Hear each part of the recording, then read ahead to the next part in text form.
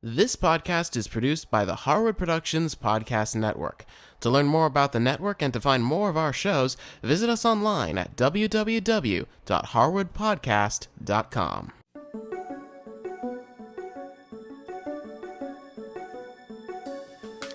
Hi, I'm Helene Woods, and this is Let's Quilt, episode number 29.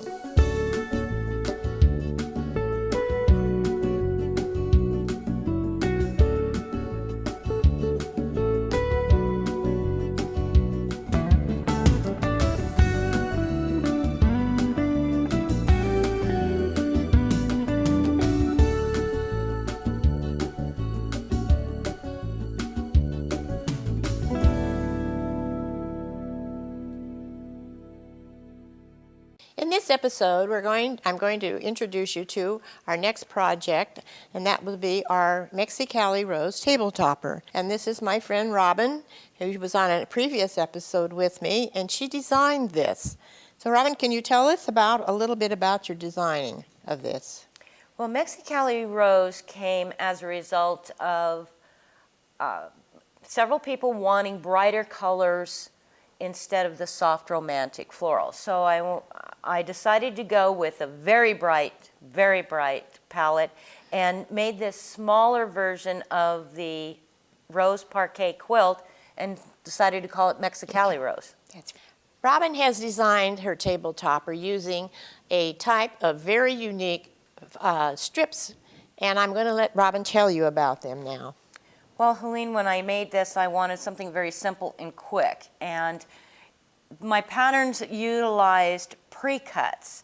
Although manufacturers now have pre-cut fabric bundles, and this is a jelly roll, which is used in the pattern. It is fabric from one line of fabric, so all the colors will coordinate from your line, and they cut them in 2.5-inch strips and roll them into this cute little roll, which they call the jelly roll. Also, you can find Ballet Pops, which is Hoffman fabrics, and these are all batiks.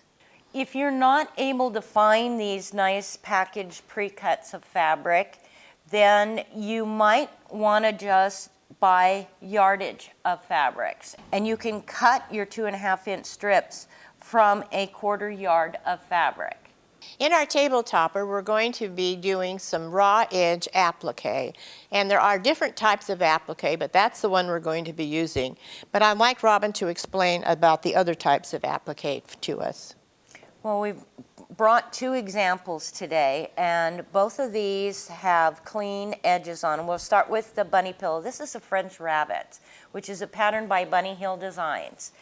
The applique has a very nice clean edge to it. It's been folded over on a technique called freezer paper and starch. And this bunny pillow was actually hand appliqued. So I hand stitched all of the pieces on the bunny and the chick and the egg onto the pillow.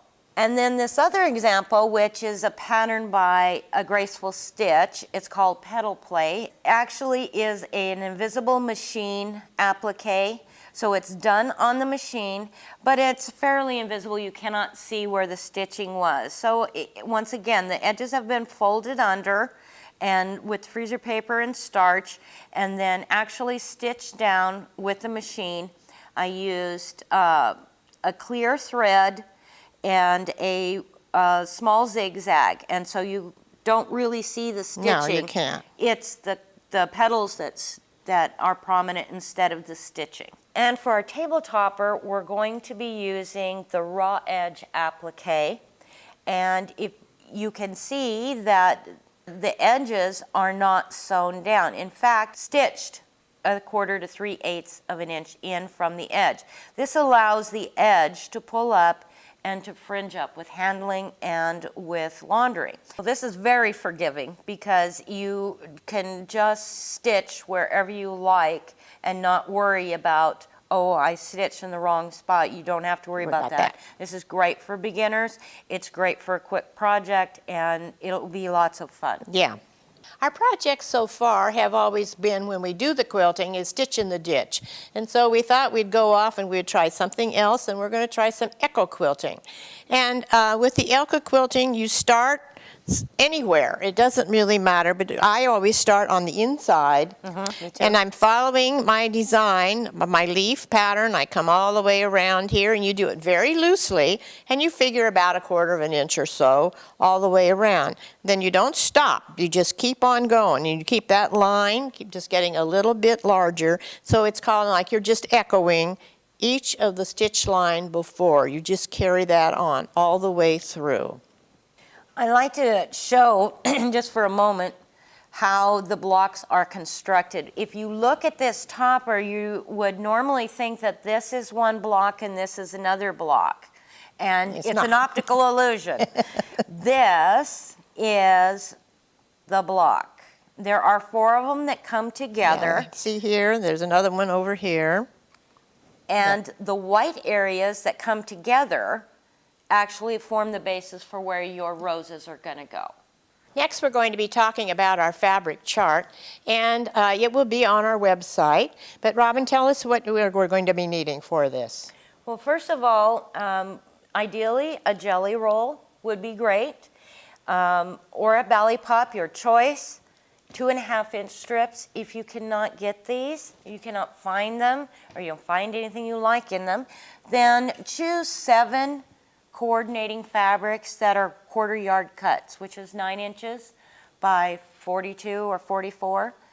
And the jelly rolls are all used in these strip piecing here, and I also used them in my roses. You will also need some background fabric, which is the white area here, and you're going to need a yard of background. For your backing fabric, anything that you would like to put on the back of your quilt is fine. You may want to purchase a yard for that. The batting, I would get about 38 inches by 38. If you're able to buy a smaller piece, that would be great. For the binding, I use leftovers of my jelly rolls, all sewn together, and it makes for a very scrappy binding, which is very scrappy for the center also. Yeah, it works out really well. Some of the supplies you're going to be needing when you make your table topper, I'm going to show you the freezer paper for one thing. If you can't find the freezer paper, you can also buy a firmer template plastic, which is hard, which you can cut out and trace your patterns on. Then if that is not being able to come to you, then I would try to find some just plain white paper and use a spray adhesive on the back of that, and then you can go ahead and make your templates on for that also.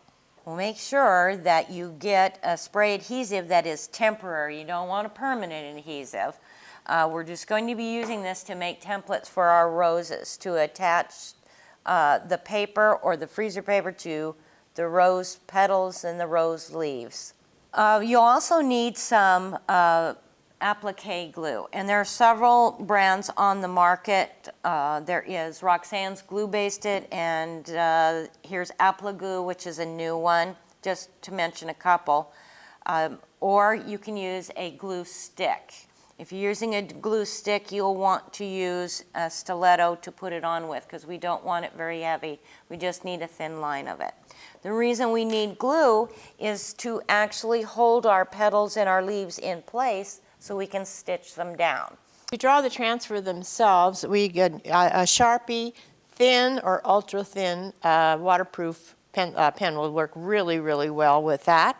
And now let's talk a minute about the thread, Robin. This brand is Sulky. It's called Blendables, and it's a variegated thread.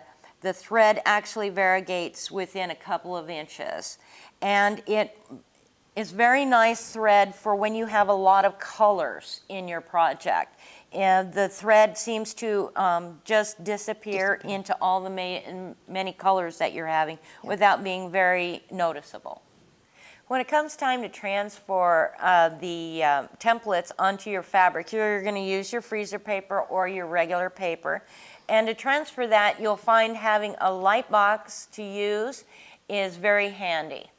If you don't have a light box, you can always tape your template and your fabrics to a window, and you can see to transfer it that way.